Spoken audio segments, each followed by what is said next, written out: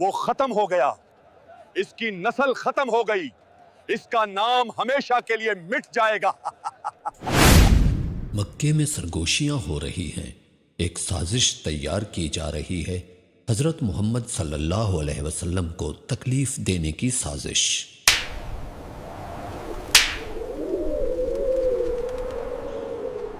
مکہ شہر پر صحرا کا سورج چمک رہا تھا۔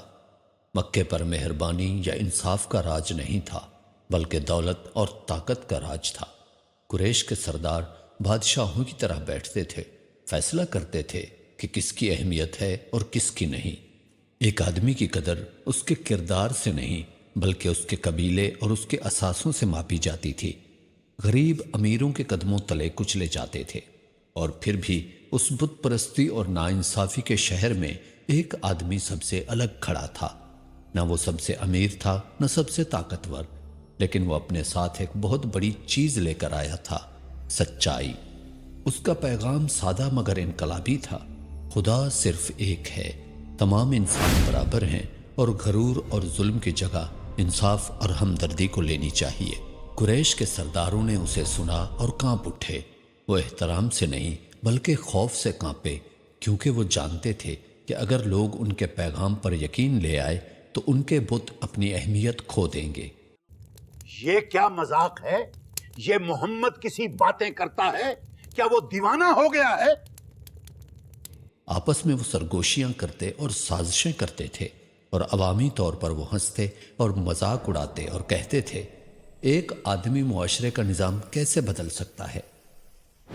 ایک آدمی اس نظام کو نہیں بدل سکتا، یہ ہمارے باپ دادا سے چل رہا ہے، ہم اس کو نہیں مانتے۔ اس مشکل ذمہ داری کے وقت میں اس اکیلے اور مضبوط شخص پر ایک اور غم کا پہاڑ ٹوٹ پڑا، اور وہ تھی ان کے بیٹوں کی موت۔ یہ ہمارے نبی پر کیسا وقت آ گیا، لیکن وہ اللہ کے حکم کے ساتھ ثابت قدم کھڑے ہیں۔ سبحان اللہ۔ عوامی طور پر مضبوط کھڑا ہونے والا آدمی ایک غم کا پہاڑ اپنے کندھوں پر اٹھائے پھرتا تھا، لیکن ان کے دشمن ان کے غم کو دیکھتے اور ہمدردی کی بجائے ایک دوسرے سے سرگوشیاں کرتے، ان کی پیٹھ پیچھے ہنستے تھے، اور جلد ہی ان کی ہنسی کھلی گلیوں میں پھیل گئی۔ اے محمد، ہمارے خدا کو غلط کہتا تھا، دیکھ تیرے خدا نے تیری اولاد بھی واپس لے لی، اب تیری نسل چلانے والا کوئی نہیں ہے۔ سردار قریش کی مجلسوں میں ایک دوسرے کو مبارکباد دیتے، یہ یقین کرتے ہوئے کہ وہ جیت گئے ہیں۔ قریش ان کی بیٹوں کی موت کو اپنی فتح سمجھنے لگے۔ مبارک ہو، جو ہمیں غلط کہتا تھا آج اس کا نام لینے والا بھی نہیں رہا۔ بیچارہ محمد، آج اس کی نسل ختم ہو گئی، اب اس کا نام لینے والا بھی کوئی نہیں رہا ہے۔ وہ رات مکے پر بھاری تھی۔ سردار اپنی مسحریوں پر لیٹے تھے، اس اطمینان کے ساتھ کہ فتح ان کی ہے، مگر اس رات کی خاموشی میں کوئی ایسی چیز اتری جو کسی آنکھ کو نظر نہ آئی، لیکن تمام عالم میں اس کی دھوم مچنے والی تھی۔ ایک وعدہ آیا، ایک اعلان جو آسمان سے کیا گیا۔ انا اعطیناک الکوثر فصل لربک وانحر ان شانئک هو الابتر۔ تم نہیں مٹ سکتے، تمہیں نہیں بھلایا گیا، تمہارا نام ہمیشہ زندہ رہے گا۔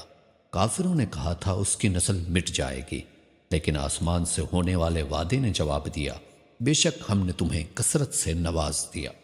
انہوں نے کہا تھا اس کا نام غائب ہو جائے گا، وعدے نے اعلان کیا تمہارا نام قیامت تک بلند ہوتا رہے گا۔ آسمان سے حکم دیا گیا، مضبوط رہو، نماز پڑھتے رہو، قربانی دیتے رہو، غم سے نہ گھبراؤ، تکبر کے آگے نہ جھکو، صرف اس اللہ کے آگے جھکو جس نے تمہیں یہ کثرت عطا کی ہے۔ إنا أعطيناك الكوثر فصل لربك وانحر۔ ابو لہب نے کہا تھا وہ ختم ہو گیا، اور ایک بھیڑ کو سر ہلاتے ہوئے دیکھا تھا، مگر اللہ نے فرمایا انا اعطیناک الکوثر، یعنی ہم نے تمہیں کثرت عطا فرمائی۔ کثرت یہ وہ لفظ تھا جو بارش کے بعد کی خوشبو کی طرح ہوا میں پھیل رہا تھا۔ اس کا مطلب جنت میں دریا تھے، اس کا مطلب اس شہر میں عزت تھی جس نے اس شخص کو کچلنے کی کوشش کی تھی، اس کا مطلب ہر اس زبان پر پیار سے لیا جانے والا نام تھا جس نے کبھی انصاف پر یقین رکھا تھا۔ انہوں نے کہا تھا وہ ختم ہو گیا، اس کی نسل مٹ گئی اور اس کا نام مٹ جائے گا۔ 1400 سال گزر چکے ہیں، آج دنیا میں کس کی آواز باقی ہے؟ کس کا نام پوری دنیا میں ہر زبان میں ہر دن لیا جاتا ہے؟ ان سرداروں کا نام و نشان تک نہیں ہے۔ لیکن جس شخص کا انہوں نے مذاق اڑایا، جس باپ کو انہوں نے ظلم کا نشانہ بنایا، جنہوں نے انہیں کٹا ہوا کہا، ان کا نام زندہ ہے۔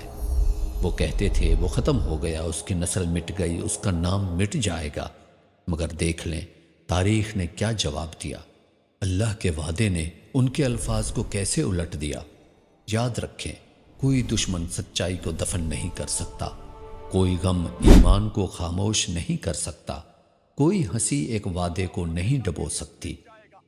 یہ ہے کثرت کی کہانی، یہ اس کی میراث ہے جس کا انہوں نے مذاق اڑایا، لیکن اس کا نام ہمیشہ زندہ رہے گا۔